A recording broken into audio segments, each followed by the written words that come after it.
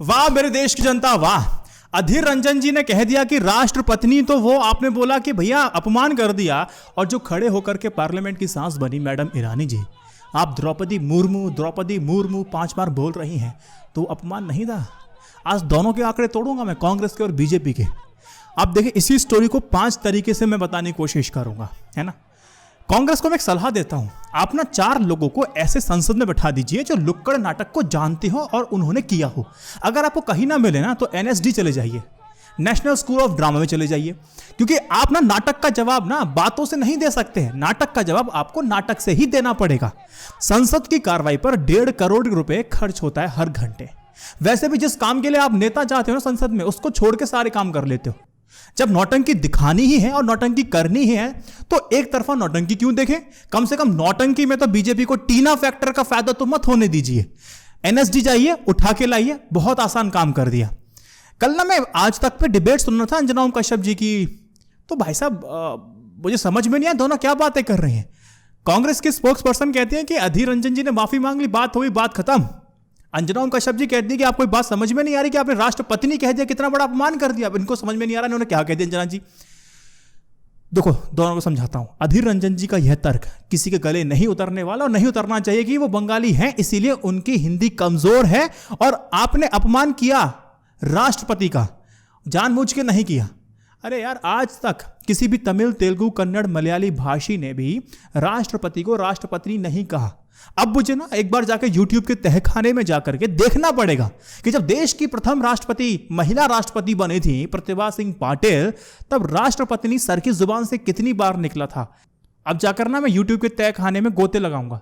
अधीर रंजन चौधरी जी ने संसद के बाहर राष्ट्रपति के लिए जिस शब्द का इस्तेमाल किया उस पर उन्होंने खेद व्यक्त कर दिया है। अब एक सवाल ओम बिरला जी से पूछ लेना चाहता हूं। अब आप मुझे बता सकते हैं कि जो राष्ट्रीय पत्नी जो शब्द है वो संसदीय शब्द है? अगर नहीं है तो फिर क्यों नहीं रोका गया? क्या राष्ट्रपति को उनके नाम से संबोधित किया जा सकता है? संसद के अंदर राष्ट्रपति के संबोधन का एक प्रोटोकॉल होता है। अपने भाषण में स्मृति ईरानी ने कम से कम 5 से 6 बार महामहिम राष्ट्रपति द्रौपदी मुर्मू की जगह सीधे द्रौपदी मुर्मू कह करके संबोधन किया। जी तक नहीं लगाया। स्मृति ईरानी ने राष्ट्रपति की अवमानना की है, वो किसी को नहीं दिखाई दे रहा है, मीडिया वालों दिखाई नहीं दे रहा है। स्पीकर को उन्हें टोकना चाहिए था, लेकिन टोका गया नहीं, टोका गया। अब इस स्टोरी का सेकंड साइड समझ लीजिए। अधीर रंजन चौधरी जी ने क्या कोई डील फिक्स कर रखी है?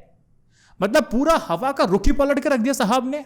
स्मृति ईरानी पिछले काफी दिनों से बैकफुट पर चल रही हैं, अपनी बेटी के लिए लड़ रही हैं। ना प्रवक्ता का कुछ बात आती है, ना गोवा के कार्यकर्ता उनके पास पहुंचते हैं। बिल्कुल अलग थलग पड़ी हुई थी। लेकिन आज अधीर रंजन जी ने ऑक्सीजन दे दी है और स्क्रिप्ट स्मृति ईरानी के पास पहुंचती और बोलना शुरू कर देती है।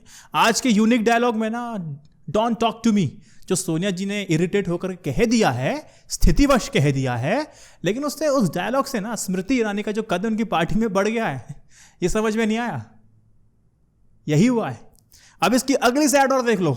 स्मृति ईरानी की नैतिक और राजनीतिक पूंजी सोनिया गांधी के मुकाबले बहुत कम है। स्मृति ईरानी न केवल अपनी तू तड़ाक वाली नाटकीय आक्रामकता और अमर्यादित व्यवहार के जरिए पूरे इलेक्ट्रॉनिक मीडिया में सुर्खियां हासिल कर दी है, तो वही ना अधीर रंजन चौधरी की गलती के लिए स्मृति ईरानी का सोनिया गांधी पर हमलावर होना ना उनकी बेटी से जुड़े ताजा विवाद पर खुन्नस की तरफ इशारा करता है। यह समझ में आता है। गोवा के बीजेपी के कार्यकर्ता नहीं पहुंच रहे हैं दिखाने के लिए और विरोध को दर्ज कराने के लिए, लेकिन कांग्रेस वाले पहुंच रहे हैं, उनका विरोध नहीं हो रहा है वहां पर। समझ रहे हो ना? बैक फुट पे थी लेकिन फ्रंट फुट पे आ गई। अगली बात सुन लो।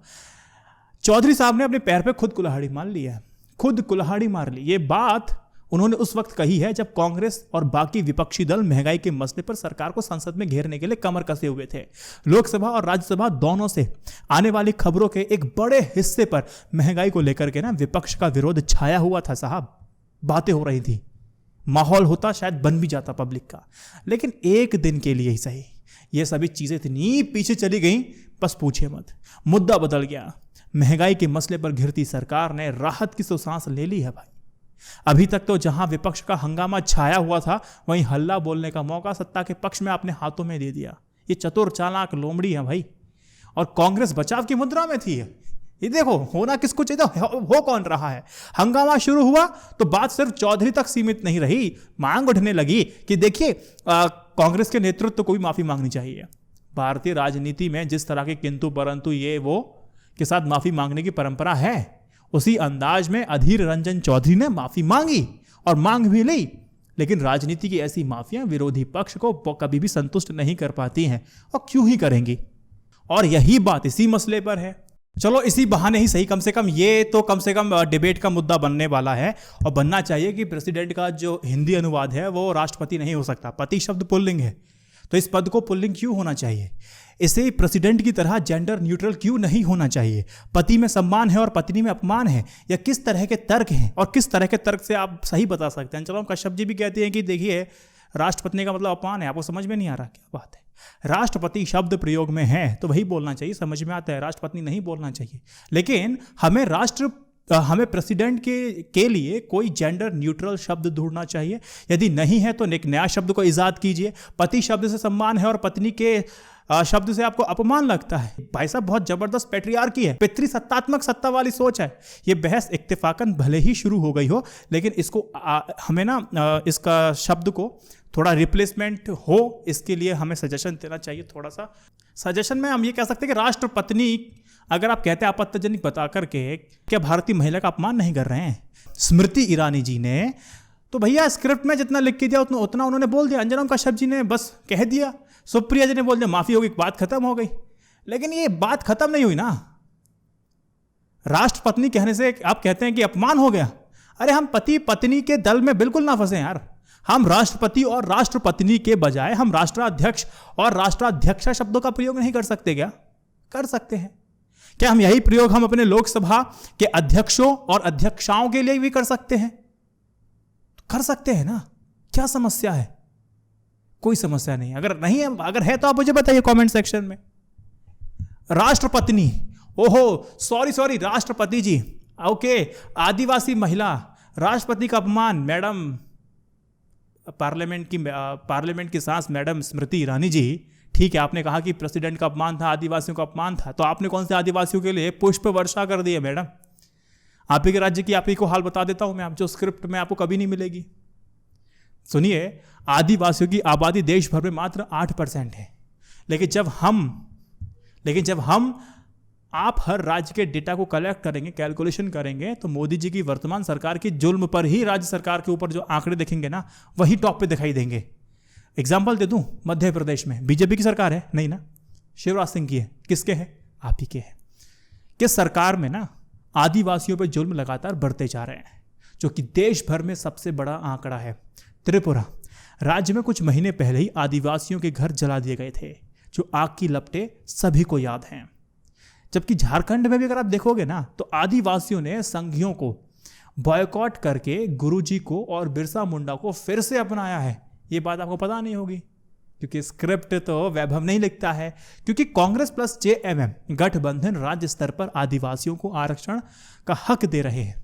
तो स्मृति ईरानी की और देखो स्मृति जी की और सोनिया गांधी के बीच में टसल लगातार होती रही है। इस टसल की बात मैं नहीं करूंगा। 2015, 2017, 2020 फिर 2022 उसकी सबकी भी बात नहीं करूंगा। लेकिन जो मैंने बात कही है ना, अपने दोस्तों को पहुंचाइए, उनको बताइए और उसको इस दृष्टिकोण में बताने की कोशिश कीजिए। इस वीडियो को 3 व्हाट्सएप ग्रुप में शेयर जरूर कीजिएगा। जय Hind, Vande Mataram, stay updated, stay educated, सत्यमेव जयते। नमस्कार।